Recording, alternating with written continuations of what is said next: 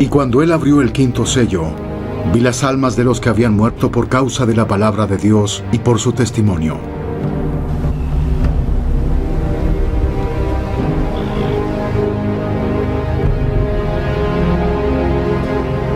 Y clamaban en alta voz diciendo: ¿Hasta cuándo, oh Señor santo y verdadero, tardarás en juzgar y vengar nuestra sangre de los que moran en la tierra? Apocalipsis 6, 9, 10.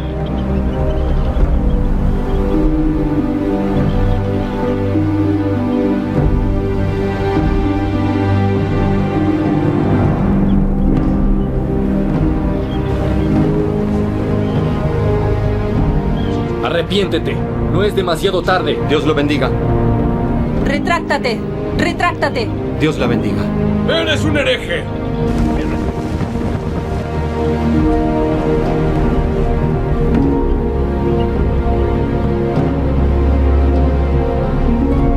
William Tyndale, también conocido como Hutchins, se os declara culpable de herejía y se os condena a morir por estrangulación y a ser quemado.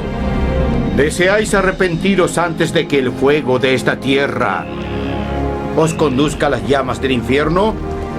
¿Deseáis arrepentiros antes de que me envíe a la presencia del Todopoderoso?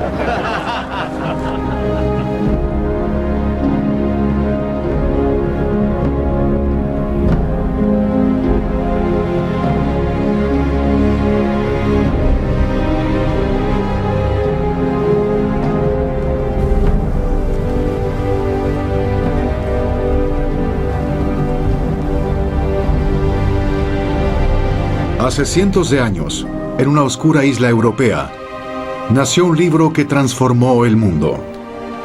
Un libro que dio pie a uno de los idiomas más hablados actualmente y que cambió la forma en la que el mundo era gobernado. Un libro que se ha vendido más que cualquier otro libro. Un libro que costó las vidas de miles de hombres y mujeres. Un libro que cada vez es más relegado al rol de reliquia religiosa, más que el de un texto que realmente cambió al mundo.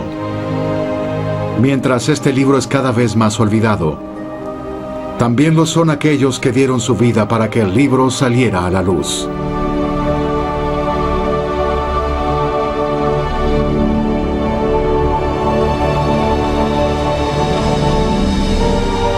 ¡Señor! ¡Abre los ojos al rey de Inglaterra!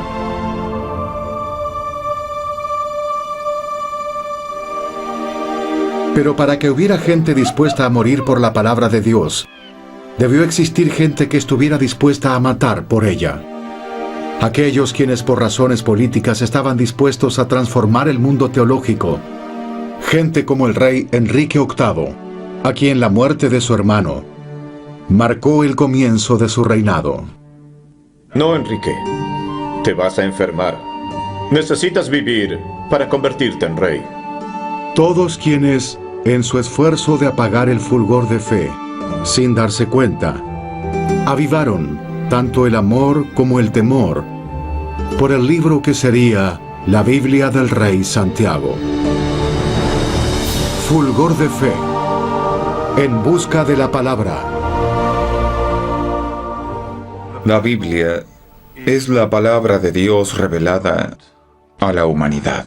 La Biblia es la colección de textos antiguos que conservan la memoria y las enseñanzas de la figura central del cristianismo, Jesús de Nazaret. Para mí es un importante texto de la Iglesia cristiana. Es la esencia misma del cristianismo. La Biblia no es un libro, es una colección de libros, una gran cacofonía de voces que se extiende a lo largo de miles de años. Ahora, esto es en lo que judíos y cristianos creen. Hoy, más allá de eso, tenemos que definir con exactitud cuál es la estructura de la Biblia. Y no solo los judíos y los cristianos difieren, los cristianos tienen diferencias entre sí en cuanto a qué libros componen la Biblia. Es el resultado de la reflexión de Dios, del encuentro con Dios, con diferentes pueblos, en diferentes épocas. No me gusta la idea de un canon. Es más que piezas del gran conjunto, son los grandes textos de la historia. Hay otras voces que deben ser oídas. Para mí, la Biblia es una ventana. Ciertamente la necesitamos, es uno de los medios por el cual Dios nos habla. La Biblia debe tener un lugar en nuestras vidas. Es tan relevante hoy como lo ha sido siempre. Tal vez en estos tiempos la interpretemos en forma diferente, pero siempre lo ha sido, porque en ella hay muchos mensajes, muchas voces. Describe la profundidad de la experiencia humana, la desesperación, la alegría, la ira, el amor. Los mensajes no cambian. La manera en que reaccionamos ante grandes desafíos cambia, pero no la Biblia. En mi opinión, es el libro más importante para la humanidad en el mundo occidental, en términos de espiritualidad y en términos de pensamiento político. La Biblia es el libro más extraordinario en la historia del mundo. Es amado, odiado, es imposible de ignorar. Inicios en Gloucestershire. Nadie tuvo tanto que ver con la salida a la luz de la Biblia en inglés que William Tyndale. Él creció en una familia relativamente próspera que se dedicaba a la fabricación de telas en la región de Gloucestershire, en Inglaterra. Tyndale vivió una infancia idílica en una tierra plagada de frailes llamados lollardos, que predicaban usando manuscritos de versiones en inglés de la Biblia.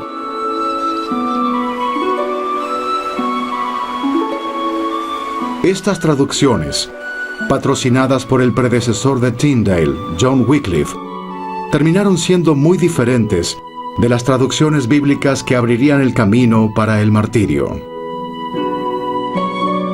En la época en que William Tyndale nació, la posesión de la Biblia en inglés era un crimen en contra de la Iglesia y del Estado, el cual era castigado con la pena de muerte. Mientras Tyndale dejaba la casa en la que creció para ir a la Universidad de Oxford, otra figura importante en lo que sería la Reforma Protestante, Enrique VIII, era coronado rey de Inglaterra. Este evento incluyó el matrimonio con Catalina de Aragón, una princesa española quien, como Enrique, también era una católica devota. El matrimonio de Enrique VIII con Catalina nació del ardiente deseo de su padre de crear una alianza con el reino español. Pero la Biblia claramente establecía que no podía casarse con la mujer de su difunto hermano. Enrique VIII no podía proseguir con su matrimonio hasta recibir el consentimiento especial del Papa.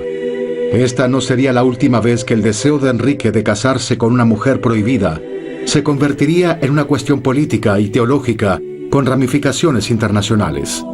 Al igual que William Tyndale, el rey Enrique VIII, desde un punto de vista moderno, parece ser extremadamente religioso, pero en realidad estos eran tiempos extremadamente religiosos.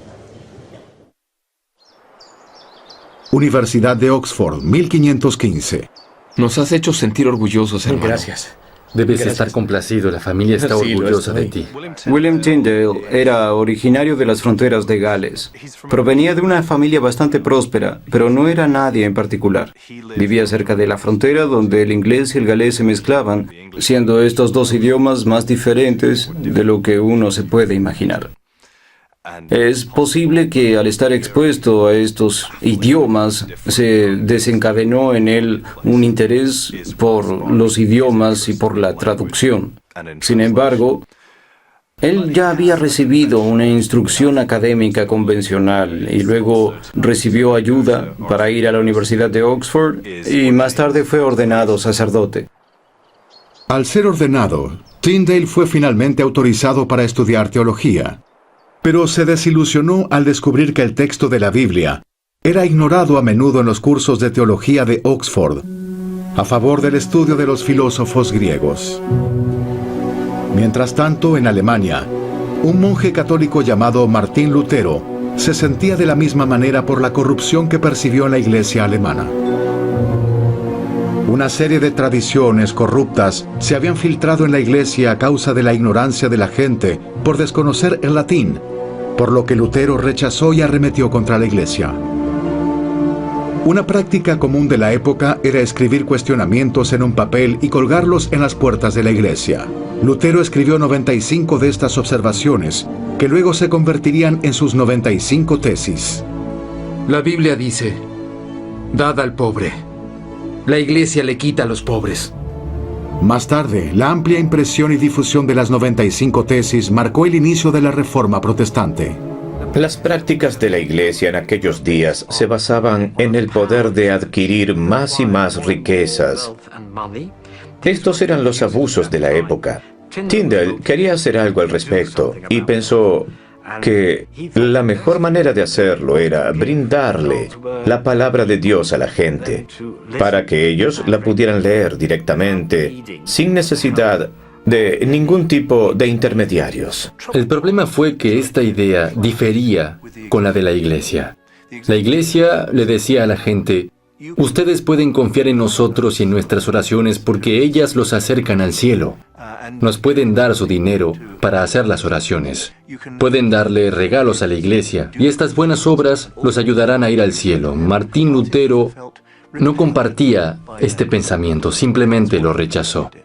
En Europa, donde quiera que la reforma se propagara, lo que más atraía a la gente era que podía leer la Biblia. Guardianes de la palabra. Tyndale organizaba estudios bíblicos nocturnos en su habitación, comparando los textos en idiomas originales con la versión en latín de la Iglesia Católica. Biblia que fuera traducida por el excéntrico y talentoso traductor San Jerónimo, quien trabajó como escribiente del Papa Dámaso, y es una de las grandes figuras de la historia de la Biblia. El Papa Dámaso era un hombre muy culto que estaba muy interesado en mejorar la cultura del cristianismo. Él le ordenó a Jerónimo hacer una nueva versión de las Escrituras, porque la versión antigua en latín no era tan útil como debería ser.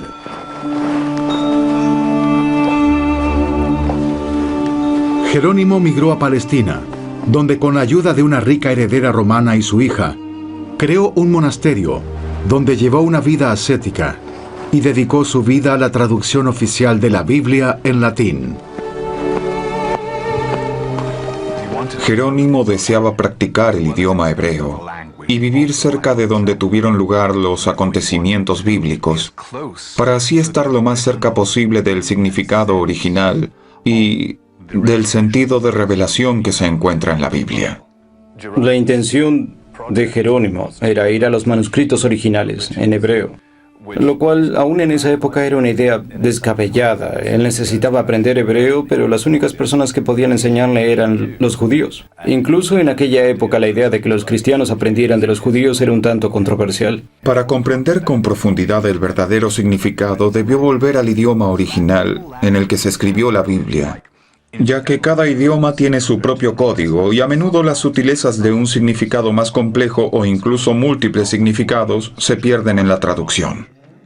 El proyecto de Jerónimo tuvo éxito porque existía la gran necesidad de una traducción al latín que fuera accesible a los que podían leer en Occidente. La Vulgata Latina lleva el nombre de Jerónimo a pesar de no ser un trabajo hecho netamente por él. Así que su texto, traducido al latín, estuvo vigente por 1000 años y aún hoy es considerada una de las versiones oficiales de la Iglesia Católica. La traducción de Jerónimo fue hecha al latín, pero en los siglos subsiguientes, el latín perdió su dominio a medida que el Imperio Romano expandía su territorio hacia tierras más lejanas. Mientras menos cristianos hablaban latín, la doctrina y la literatura de la Iglesia Católica cada vez se volvía más y más misteriosa para sus miembros. Estas palabras en latín frecuentemente no se percibían como palabras traducidas. Más bien a la gente le parecía que en realidad era la voz de Dios hablándoles. Los reformadores como Tyndale y Lutero sentían que la ignorancia de lo que esas palabras en latín realmente significaban marcaban un significante abuso de la fe. Varias personas a partir de Lutero comenzaron a pensar que había ciertas prácticas mundanas detrás de lo que decía la Iglesia Católica, por ejemplo, la venta de perdón. En esta práctica era necesario darle dinero a un sacerdote para que rezara con más fervor por el alma de los muertos. La Iglesia Católica vio la necesidad de tomar control sobre la Biblia porque era una fuente de inmensa autoridad. Y una forma de hacerlo era distribuir la palabra de Dios a través de la Iglesia. Si controlaban la Biblia, controlaban el poder y la sociedad. Jerónimo tuvo una vida ascética y humilde en una cueva en Belén. Sin duda de haber estado vivo, se hubiera horrorizado al saber que las escrituras en las que él trabajó noche y día serían utilizadas para explotar al hombre común a los ojos de los reformadores. Sin embargo, la Vulgata de Jerónimo dominaría el canon católico por casi 1200 años, hasta que en la proclamación del Segundo Concilio del Vaticano de 1962, la Iglesia Católica adoptó una actitud más positiva hacia las Biblias que no estaban escritas en latín. Si el Segundo Concilio Vaticano no hubiese apoyado la traducción del latín al idioma común en la Iglesia Oriental, todavía seguiríamos utilizando la Biblia de Jerónimo hecha hace 1600 años. Todos los que leen la Biblia, ya sean católicos o protestantes, tienen una gran deuda con San Jerónimo. Él dio su vida para que la Biblia pudiera ser publicada en latín, idioma que se hablaba comúnmente en esa época. Irónicamente, el siguiente evento que influiría en la espiritualidad de los europeos fue la plaga de pulgas y ratas de los buques mercantes que venían a Inglaterra desde Crimea. La peste negra fue una de las catástrofes más grandes en la historia. Se propagó de un lado a otro desde Asia al Mediterráneo hasta los países nórdicos como Suecia, Noruega, etc. Esta epidemia mató a un gran número de personas. La peste negra fue una catástrofe demográfica como ninguna otra que se haya visto. Estamos hablando de cerca de 1/3 de la población europea, que desapareció en 3 años. Este es el típico caso de devastación trágica que suele tener una enorme influencia en todos los ámbitos de la vida. La peste negra envolvió a Inglaterra y al resto de Europa en un súbito dolor y sufrimiento que causó que todos, aún el más cínico, volviera a su Dios y a la Iglesia en busca de consuelo. Esto hizo que la gente se obsesionara con la muerte y se diera cuenta de que la Iglesia no podía hacer mucho al respecto. Curiosamente, no creo que esto los haya desilusionado de la Iglesia. Ellos simplemente redoblaron sus esfuerzos en encontrar una manera para hacerle frente a la muerte. Los humanos en aquella época creían que los fenómenos naturales y desastres eran una expresión de la providencia de Dios. Entonces, la pregunta lógica era, dada una calamidad de este nivel, ¿qué fue lo que la gente había hecho para merecer este tipo de castigo por parte de Dios? Al reducir dramáticamente la población campesina en toda Europa, la peste negra creó una situación socioeconómica nunca antes vista. De repente no había suficientes campesinos para hacer el trabajo de la clase alta. Había más demanda de mano de obra campesina que campesinos que la proporcionaran. No se podía dar por sentado, ni siquiera había muchos de ellos. Esto creaba cierto malestar en la gente que empezó a ser consciente del valor de los campesinos y a sentir que no reconocían su labor. El malestar socioeconómico y el anhelo espiritual creado por la peste negra vinieron acompañados por la llegada de un número de Biblias en nuevos idiomas: inglés, alemán, francés, por nombrar algunos. En todo el Imperio Romano, en los campesinos, tuvo un auge el mensaje liberador de las Biblias vernáculas, causando un gran nivel de preocupación entre los líderes civiles y eclesiásticos. De pronto las palabras de la Biblia estaban siendo utilizadas como armas en contra de la misma Iglesia que había dado origen al libro. En ninguna parte fue esto más cierto que en Inglaterra durante el siglo XIV. Así como no vale la pena arrastrar las penas del pasado, tampoco es beneficioso llevar en nuestros corazones todo lo que es temporal. En Inglaterra, el primer intento de traducir las Escrituras al inglés se llevó a cabo bajo la influencia de John Wycliffe, un teólogo de la Universidad de Oxford, quien rápidamente fue considerado un hereje por un gran número de sus contemporáneos. La visión medieval católica de la Biblia es que esta es la revelación suprema, que es el centro de la tradición de la Iglesia, la cual la Iglesia cuida e interpreta. Esto no es oro en polvo, no puedes solo tirarla a la gente común. Tienes un hombre como Wycliffe que viene y básicamente discute una serie de temas como, primero, ¿quién habla por Dios? ¿Cómo podemos hablar con Dios? Y cuestiona alguna de las estancias doctrinales en la Iglesia. Y esto conduce a la discordia, que lleva a la herejía, Y la herejía significa, en primer lugar, el desorden social, que conduce a una guerra religiosa, y ya sabemos qué pasa. Y lo más triste es que esto conlleva a la pérdida de almas, porque si tus creencias están equivocadas, en última instancia no puedes ser salvado. La relación entre la Iglesia y el Estado era inquebrantable. Ellos estaban asociados de una manera que en pleno siglo XXI es inimaginable, al menos en Occidente. Así que cualquiera que aparecía y atraía a un número de personas y tenía una especie de mensaje carismático, popular, etc., era considerado como una persona que estaba perturbando el ya inestable orden público. John Wycliffe vivió durante la época del rey Eduardo III y la de uno de sus hijos, Juan de Gante, un príncipe extremadamente poderoso. Mientras que Wycliffe arremetía contra el poder económico de la Iglesia Católica, Juan de Gante vio la oportunidad de tomar control de la riqueza de la Iglesia Católica en Inglaterra. Cualquiera que fueran sus motivos, él le dio a Wycliffe permiso de transmitir su mensaje a lo largo y ancho de Inglaterra, para gran disgusto de las autoridades eclesiásticas. Eventualmente, Wycliffe fue acusado de herejía y llevado ante un tribunal eclesiástico en la Catedral de San Pablo. Sin embargo, Juan de Gante acompañó a Wycliffe en el juicio junto a la Guardia Real. Básicamente, esto se trataba de un enfrentamiento entre la monarquía inglesa y el Imperio Romano, y Wycliffe estaba en medio de ella. Para ese entonces, Inglaterra estaba en guerra contra Francia, y el papado, no sin mucha polémica, se trasladó de Roma a Aviñón. Wycliffe fue una de las muchas personas dentro y fuera de la Iglesia que le pidió al Papa Gregorio que reformara la Iglesia y que el papado regresara a Roma.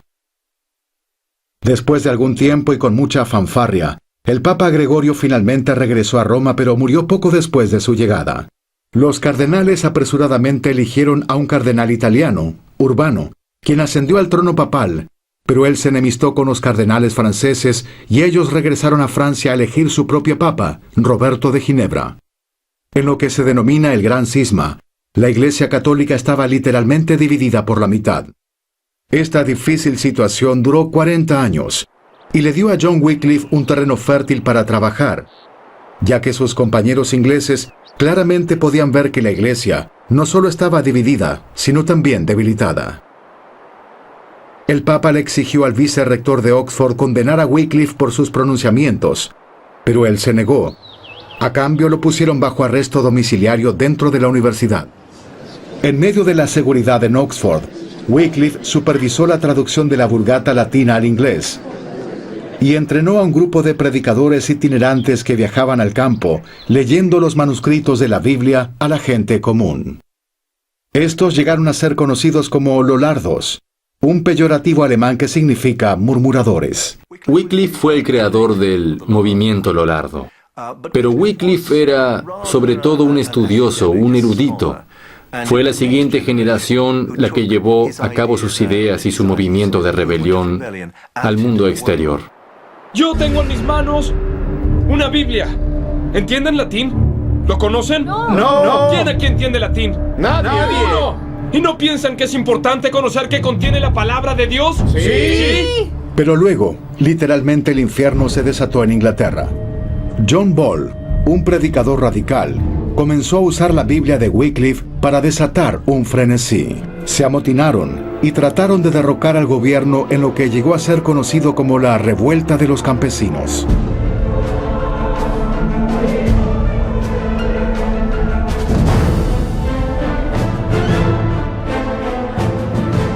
Wycliffe no estaba de acuerdo con la versión extremista del movimiento lollardo de Ball, pero el hecho de que hubiera muchas de las Biblias de Wycliffe disponibles en todo el país hizo el trabajo de John Ball mucho más fácil.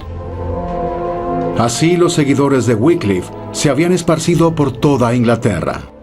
La gente quería ser lo que era, pero no quería ser lo que la Iglesia les decía que tenían que ser, y por lo que ahora sabían, la Biblia no era autoritaria. Creo que lo que ellos intentaban decir es que no querían vivir más así. Fue como una declaración de independencia.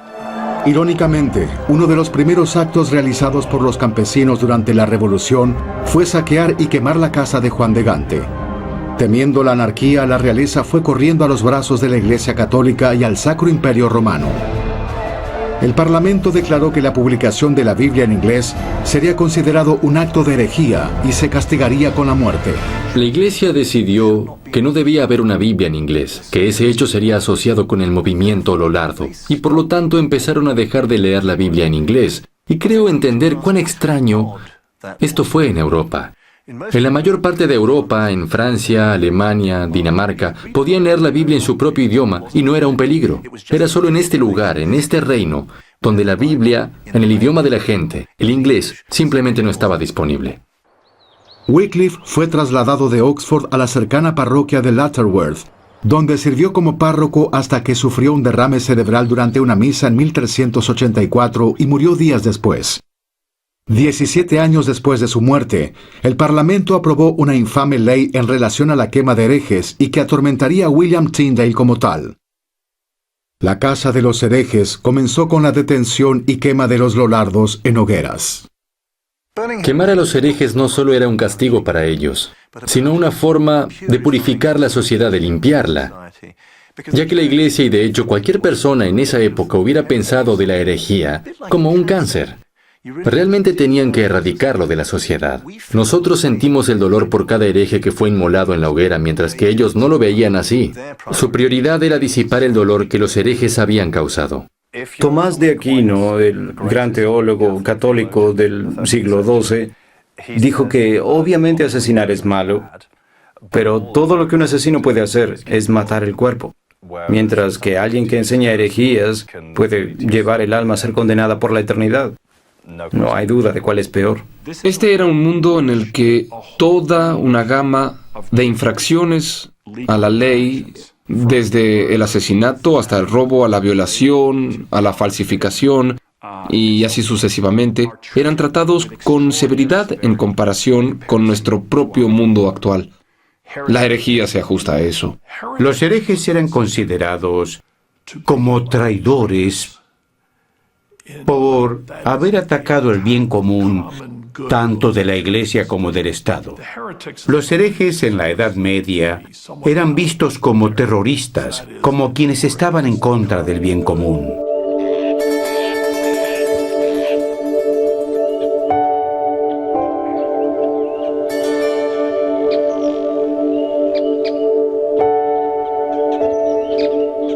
En 1415, en el Concilio de Constanza, la Iglesia Católica convino resolver el gran cisma que proporcionó un terreno fértil para las enseñanzas reformistas de Wycliffe. También condenaron como hereje a Wycliffe y ordenaron que su cuerpo fuera exhumado de su tumba y quemado. La Iglesia había decidido que iba a acabar con los Lollardos y a terminar con la oposición en Inglaterra. Y naturalmente, ellos lo conseguirían deshaciéndose del símbolo de la rebelión, el mismo Wycliffe. Bueno, por desgracia para ellos y afortunadamente para él, ya estaba muerto. Y todo lo que ellos podían hacer era desenterrar y quemar sus restos. Este acto de consumir su cadáver en llamas fue lo que la Iglesia pensó que sería necesario. Esta era la única manera de purificar Inglaterra, deshaciéndose de las cenizas de John Wycliffe. Este decreto no se cumplió hasta 1428, cuando Richard Fleming, un ex Lollardo, elimina de mala gana los restos de Wycliffe, los quema y esparce sus cenizas en el río Avon, que luego de desembocar en el Severn, desemboca nuevamente en el mar. Y fue así como por medio de este acto se cumplió la llamada profecía de Wycliffe, que sus palabras se esparcirían por el mundo entero, tal como el agua lo hace.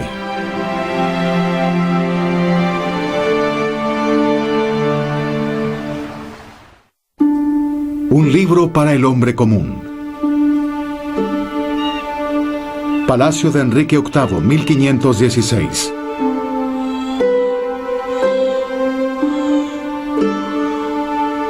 Los primeros 4 hijos de Enrique con Catalina nacieron muertos o murieron durante su infancia. Una niña, Majestad. Muy saludable. ¿Una niña? Su 5º hijo fue una saludable niña. Felicite a la reina por mí. Lo haré, Majestad. Estoy maldecido. El fracaso de Catalina en darle un heredero varón a Enrique eventualmente destruiría su relación, así como la relación entre Inglaterra y la Iglesia Católica. Mientras tanto, William Tyndale dejó Oxford para asistir a la nueva universidad que Enrique había establecido en Cambridge. Enrique hizo un gran esfuerzo para reclutar a algunos de los más grandes humanistas para su nueva universidad, pero para disgusto de Enrique, Cambridge sirvió como cuna de la reforma religiosa. Irónicamente, el sitio en el que tuvieron lugar los profundos debates religiosos no fue en la universidad, sino en una taberna llamada El Caballo Blanco. Él destruiría y reconstruiría el templo en 3 días. Jesús no estaba hablando de los muros. Él estaba hablando de la gente. ¿Necesita ayuda? Mi nombre es William Tyndale. Vengo desde Oxford. Otro hombre de Oxford. Por los exiliados de Oxford. Sí. Estoy buscando a Thomas Bilney. Él mismo. Maestro Tyndale, John Fried, por favor tome mi lugar. William Tyndale, Erasmo de Rotterdam, Thomas Cranmer, John Fried, Thomas Bilney, Miles Coverdale. Todos parecían estar en Cambridge en un momento u otro, y muchos de ellos estuvieron allí al mismo tiempo.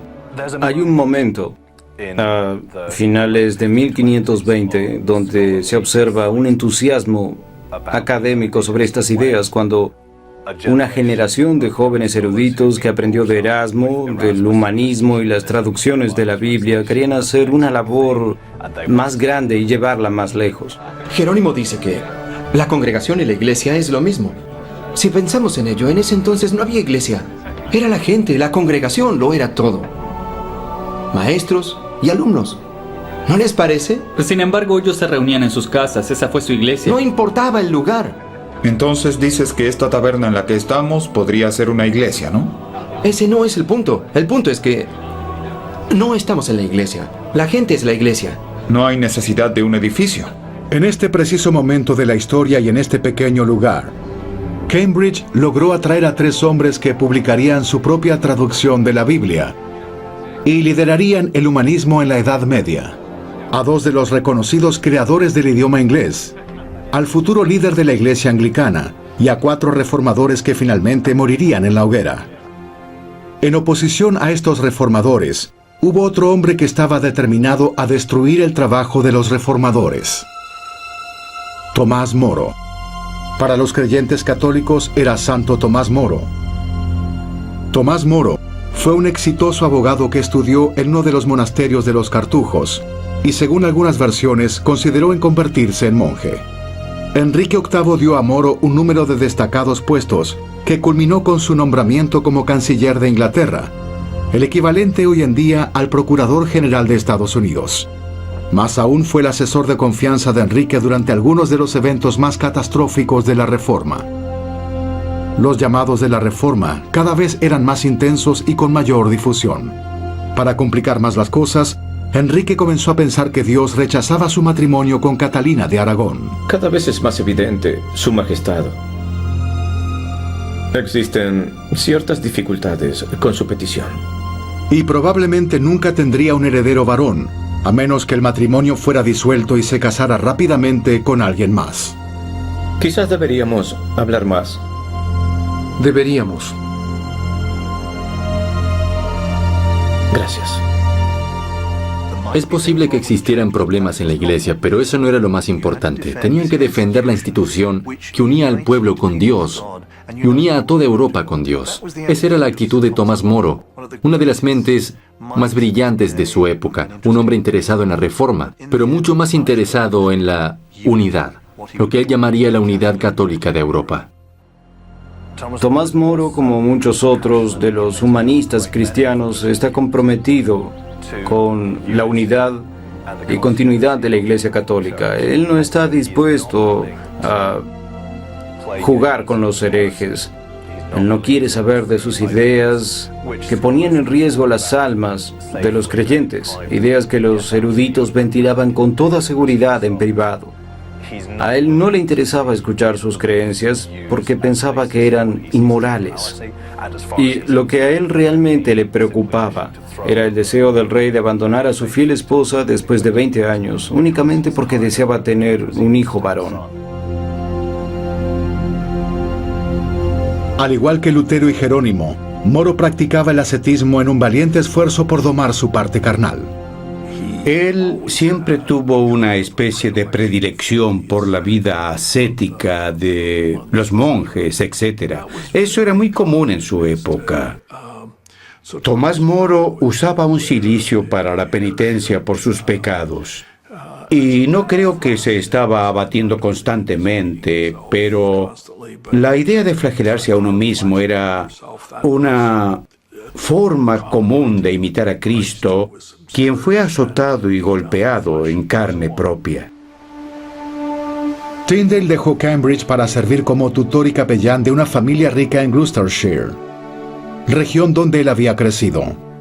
Como nosotros perdonamos a quienes nos ofenden. Y no nos dejes caer en tentación, mas líbranos del mal. Esto era algo muy normal para los graduados. Si eres alguien rico o alguien de renombre en Europa, no envías a tus hijos a la escuela. La escuela es para los pobres. En su lugar contratas a alguien que venga a tu casa para educarlos. Entonces ser un tutor en una de estas casas era un gran paso en la carrera de un joven estudioso. Una de las principales ventajas de la posición de Tyndale con la familia Walsh era el tiempo provisto para perfeccionar su destreza como traductor.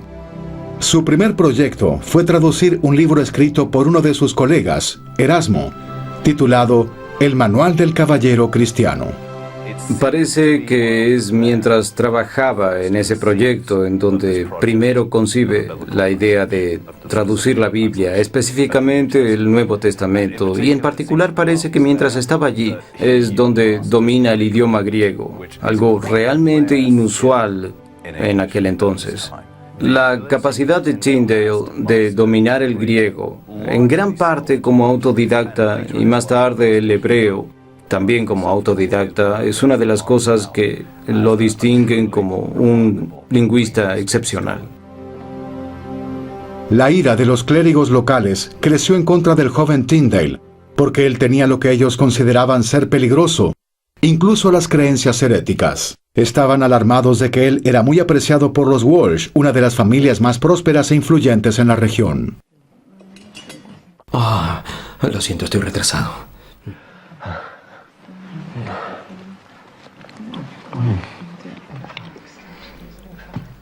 ¿Es cierto que creéis que es mejor estar sin la ley del Papa que la ley de Dios?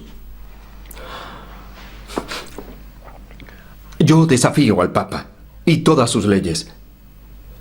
Si Dios me da vida, antes de que pasen muchos años, haré que un niñito sepa más de la Biblia que lo que sabes tú. No pasó mucho tiempo antes de que lo llevaran ante un consejo de la iglesia para defenderse. ¿Por qué siente la necesidad de traducir algo? Ya tenemos a la iglesia. Siento la necesidad de poner la palabra de Dios en las manos del hombre común. Os habéis comportado con osadía ante los señores de este país, de quienes debéis aprender. Estoy feliz, porque me llevarán a cualquier otro condado en Inglaterra, dándome solo 10 libras al año para vivir. Así que no me obliguen a nada, sino a enseñar y a predicar. La experiencia de Tyndale con el interrogatorio afirmó su deseo de traer las escrituras al hombre común, al ver en ella la prueba de la corrupción y la ignorancia de la iglesia. Poco después del interrogatorio se marchó a Londres en busca de la aprobación de Cuthbert Tunstall, obispo de Londres, para traducir la Biblia al inglés. Cuando piensa por primera vez en este proyecto, él hace lo que le parece ser lo más obvio.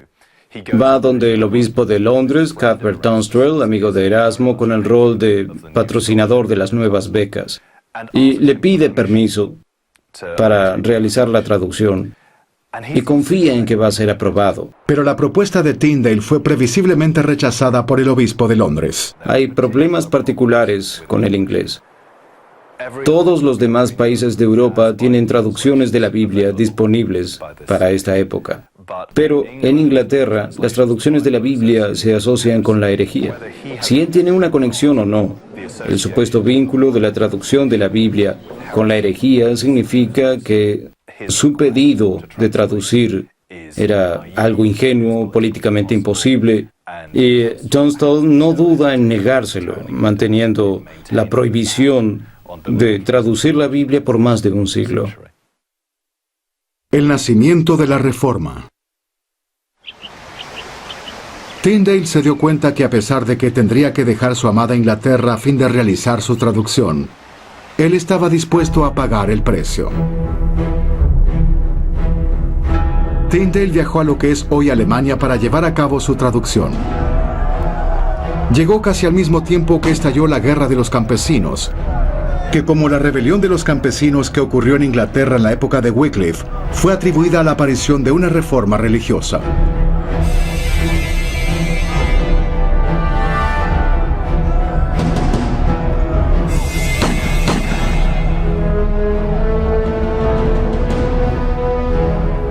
Los campesinos, los pobladores y los ciudadanos que simpatizaban con ellos, en realidad estaban de acuerdo con la visión medieval de que la salvación tiene que ver con el cuerpo y con el alma. Los campesinos, quienes por tanto tiempo habían luchado por una justicia socioeconómica, se opusieron a las instituciones existentes porque querían cambiar el sistema. 300.000 alemanes tomaron las calles y en nombre de la ley divina exigieron una reforma. Esto equivaldría a 100 millones de norteamericanos levantándose contra el gobierno de los Estados Unidos. Quizá nunca sepamos con seguridad, pero la revolución campesina tal vez cobró la vida de cerca de 200.000 personas. Eso es demasiado. Y muy pocos provenían del lado del ejército, quienes eran los responsables de acabar con la revuelta. Wittenberg, Alemania, 1520. Mientras tanto, en ese mismo país, Martín Lutero era excomulgado por el Papa León X, quien emitió una bula papal en contra de él. Y es por eso que debemos lograr una mejora para todos. Después de su excomunión, lo que Lutero quería era reformar la iglesia desde adentro. Él era, después de todo, un sacerdote. Él fue profesor en Alemania. Era un hijo fiel de la iglesia. Él simplemente buscaba hacer un llamado para que la iglesia volviera a una de sus verdades. Lutero creía que la iglesia debía enseñar que Dios es el único que puede salvarnos, enviarnos al cielo, enviarnos al infierno. Dios es todopoderoso, Dios es un Dios lleno de gracia, y Él es el único que está a cargo de nuestra salvación. El problema fue que su idea no coincidía con la de la iglesia.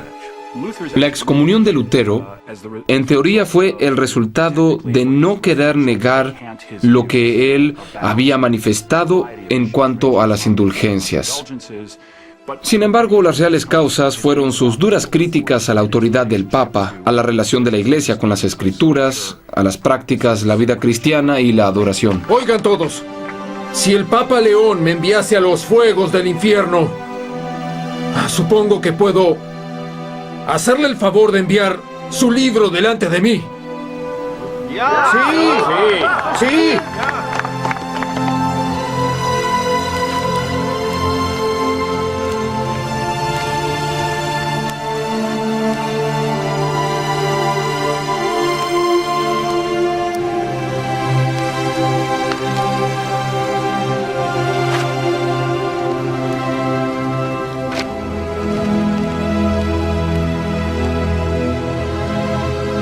Aparece el Señor y el fulgor de fe, su llama brilla mucho más que el oro de San Pedro. En el nombre del Padre, y del Hijo, y del Espíritu Santo. Amén. El problema era que Lutero iba predicando a los feligreses su propia idea acerca de la salvación, pero no fue tanto su idea lo que lo llevó a la excomunión. Lo que realmente hundió a Martín Lutero frente a la iglesia fue su negativa a guardar silencio. Él no quería callarse al respecto y se negó abiertamente a obedecer a la iglesia. La cruz de la Catedral de San Pablo, Londres, 1521.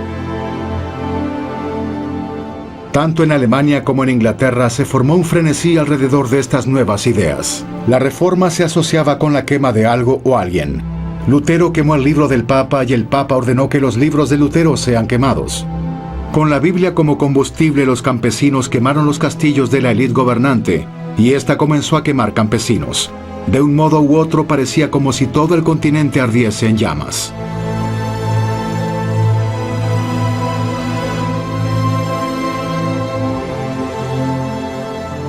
En los primeros años del siglo XVI existieron batallas de este tipo entre eruditos en Alemania y otras partes de Europa, y los bandos estaban bien definidos y todos sabían de qué lado estaban. Martín Lutero aparece primero como figura pública en 1517 cuando empieza con su protesta en contra de las indulgencias, conocidas luego como las 95 tesis. Todos creían que las protestas de Lutero eran parte de esas mismas batallas, pero lo que no se dieron cuenta es que Lutero no criticaba la moral de la Iglesia, sino su teología. Las 95 tesis de Lutero fueron colgadas en las puertas de las iglesias y pronto fueron impresas en forma de panfleto. Lo grandioso de la imprenta era lo rápido que se podían producir copias de documentos. Anteriormente todos los textos eran escritos a mano, un proceso bastante lento. Después del primer año de las primeras protestas de Lutero, los protestantes en Inglaterra podían ya leer los pequeños panfletos hechos en Alemania. Todo esto ocurrió muy rápido. La rapidez de este proceso fue un gran cambio. Esto fue casi tan increíble como la revolución informática de 1980. Esto fue un gran avance y causó un gran impacto. Esto cambió radicalmente el equilibrio del poder, transformó totalmente la forma en la que vivían los europeos. A medida que el luteranismo se establecía en Alemania, los líderes de los gobiernos alemán e inglés empezaron a trabajar junto con el Papa y el Sacro Imperio Romano para reprimir su propagación. Lutero fue convocado por el Sacro Imperio Romano para responder a las acusaciones de herejía.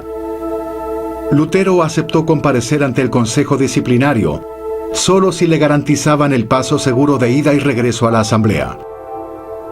El Papa León X asistió personalmente al consejo. Con sus libros apilados sobre una mesa como evidencia, Johann Eck, jefe interrogador, le preguntó a Lutero si él era el responsable del contenido de sus escritos. Lutero rehusó negar sus creencias. Yo ya fui excomulgado, Su Excelencia. El emperador romano estaba desesperado por una victoria, una especie de disculpa pública por parte de Lutero. Pero después de que él se negara al pedido de Johann Eck, el emperador le dio una última oportunidad de retractarse. Puedo asegurarle que estoy completamente lúcido, Su Señoría. Lutero no sería persuadido. ¿No piensa retractarse? Es imposible retractarme. Así sea. Aquí estoy. Yo no puedo hacer otra cosa. Que Dios me ayude. Pronuncie la sentencia.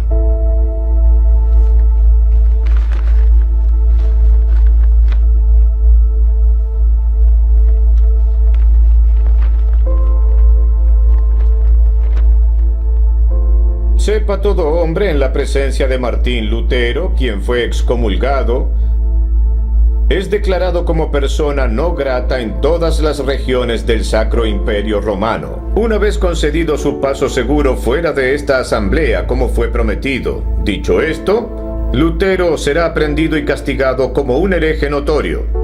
Todos los escritos hechos por él serán prohibidos en todo el imperio.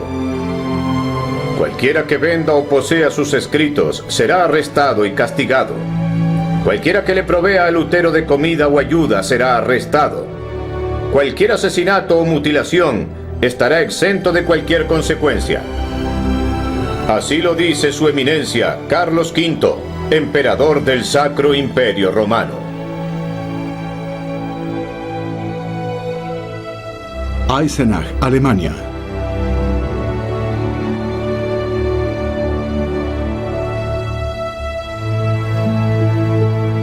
Federico III de Sajonia era un amigo muy poderoso de Lutero y lo escoltó hasta la seguridad del castillo de Wartburg. Allí Lutero tradujo el Nuevo Testamento del griego al alemán, para luego continuar con sus otros escritos. A pesar de que el corazón de Lutero estaba con la clase más pobre, él no apoyó a los que querían tomar un camino violento hacia la reforma. Eso incluía a un grupo de fanáticos que lo veneraban como a un profeta.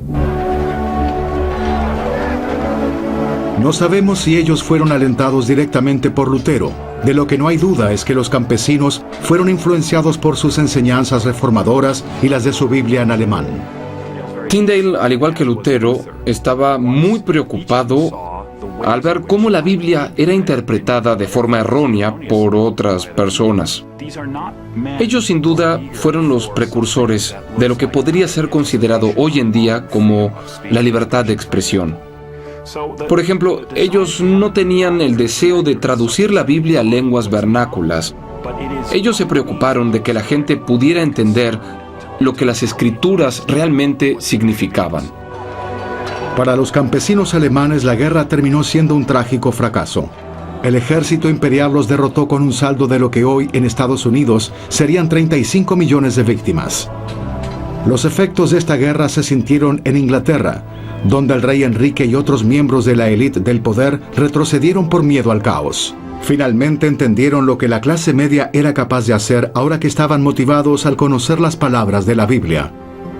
Sin embargo, para William Tyndale, ni la guerra, ni las acusaciones de herejía, ni las amenazas de muerte impidieron que él continúe con su trabajo.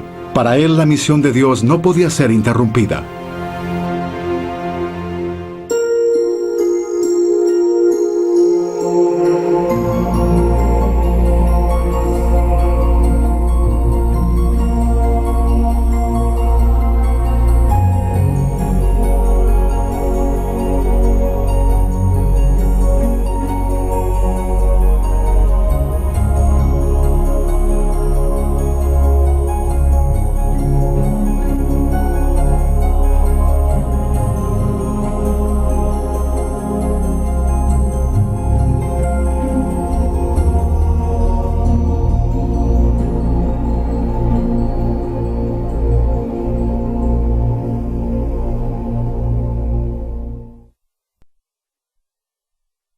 Fuegos de Fe.